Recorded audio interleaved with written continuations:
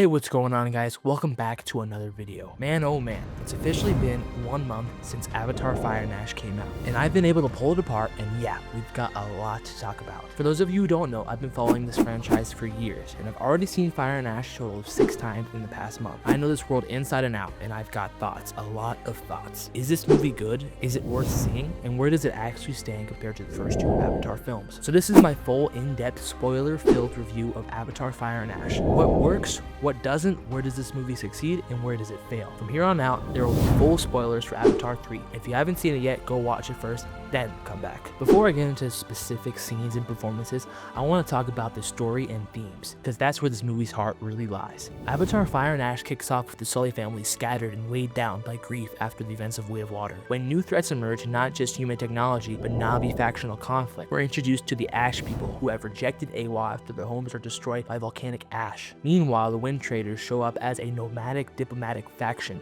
moving across all territories with their own agenda. What's fascinating about the plot is how it leans into moral conflict and spiritual uncertainty. For the first time in the franchise, the Na'vi aren't united. Some have lost faith entirely. That's a theme I really liked. It gives Fire and Ash emotional weight beyond humans are bad. Themes of loyalty, belief, and identity run throughout the movie. We see the Ash people doing literally anything for their Sahik, like kamikazing themselves into airships. That juxtaposition, survival at all costs versus spiritual struggle, keeps the movie emotionally engaging.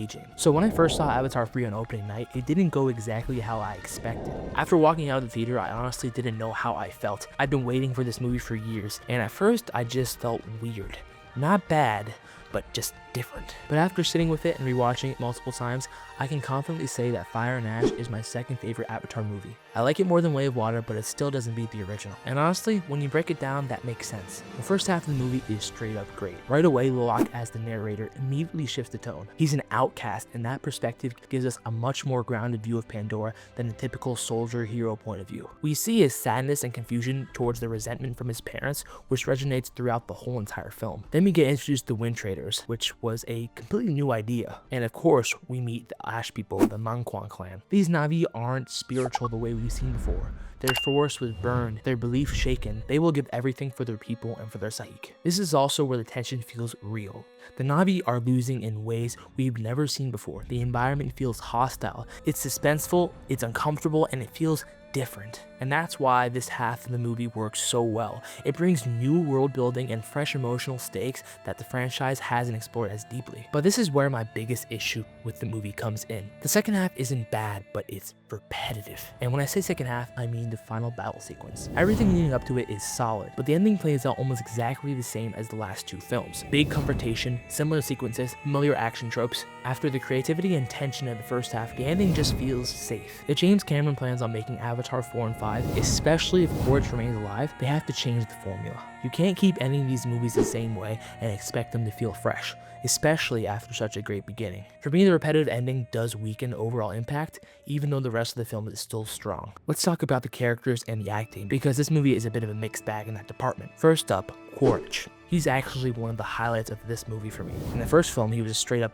brutal colonel. In the second one, he was trying to define who he was, and in Fire and Ash, he finally feels like a real character, funny when the moment calls for it, self-aware, and even emotionally evolving. The fact that he calls himself Spider's father now is a huge shift, and it shows real growth across the trilogy. He's even adopting Na'vi traditions, painting himself in the Manquan colors, speaking the language, and it all feels like he's trying to belong somewhere. That arc is actually one of the best things in this movie. Sam Worthington, Zoe Saldana, and Britton Dalton absolutely carry the movie. Neytiri's arc is strong, especially as she wrestles with her beliefs about the Sky People. My favorite visual moment in the whole movie is when Neytiri's flying on her Ikran with an arrow in her back. That one image is just beautiful, and it's totally deserved. Britton Dalton as Loak does a great job portraying sadness, guilt, and the tension in his relationships. Having him as the narrator really helps us connect with the emotional core of the story. Sam Worthington as Jake Sully is strong too. He brings stability and presence to every scene he's in. Even when some performances around him are inconsistent, Sam's scenes don't ruin the moment because of how grounded his acting feels. Now, some of the weaker performances. Spider. He's a great concept, but the execution did not work for me.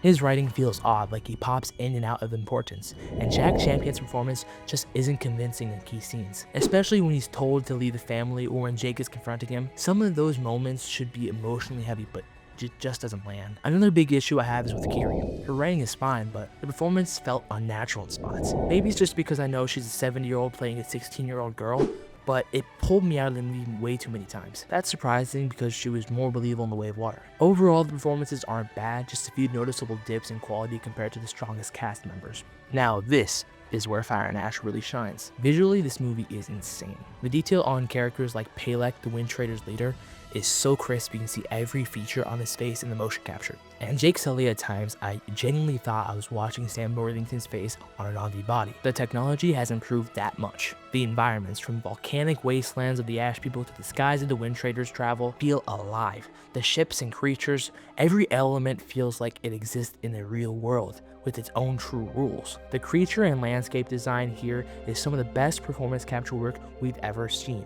The way the Ash people look, the way their marking is shown in pain and survival, the depth of the volcanic environment, it all adds to a sense of lived-in realism. This franchise is still the best looking motion capture universe in cinema, and it's not even close. The music is very solid, it's recognizable, it fits in with the world, and it enhances the emotional moments. Especially during the scene where Spider gains the ability to breathe on Pandora. That moment uses the score perfectly to elevate the emotion without overpowering it, and I absolutely love the scene. But I won't lie, nothing in the film's score hates the iconic status of the first Avatar soundtrack. That original theme has been etched into pop culture, but you know what? It doesn't need to. The Avatar Fire and Ash music complements the story well and supports the emotional beats better than the last film soundtrack did. Where does Fire and Ash stand for me? I give it a 9 out of 10. The first half is exciting, tense, fresh. The second half, aka the final battle scene, has some repetitive elements, but still contains really strong moments.